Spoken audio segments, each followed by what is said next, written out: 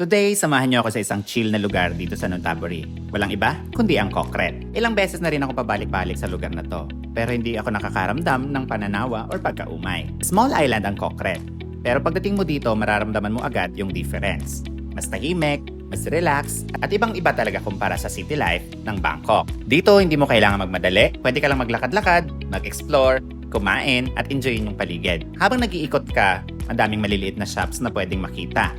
May mga pagkain, drinks, souvenirs, handmade items, at kung ano-ano pang interesting na bagay. At syempre, hindi pwedeng hindi mag-food trip. Kaya medyo mahirap maglakad dito nang walang nabibili. Ang daming Thai snacks at local food na pwede mong tikman. Isa rin sa mapapansin mo rito yung mga pottery. Known ang Cockret sa traditional pottery, kaya makakakita ka ng iba't ibang pottery items na ginagawa at binibenta ng mga locals. Pwede mo rin itry ang pottery kaya magandang experience kung first time mo sa lugar na to.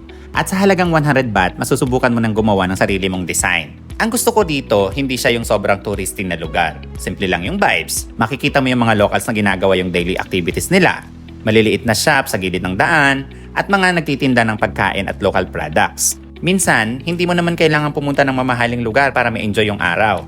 Kailangan mo lang ng magandang lugar na pwedeng lakaran, masarap na pagkain at konting time para mag-relax. So ayun, nag-ikot ako dito, naghanap ng makakain at tumingin-tingin at syempre, kumuha ng konting videos para ma-share sa inyo. Kung nasa Bangkok or nasa Nonthaburi ka at gusto mo makapunta sa ibang lugar na chill lang, pwedeng mong isama ang Cockret sa listahan mo.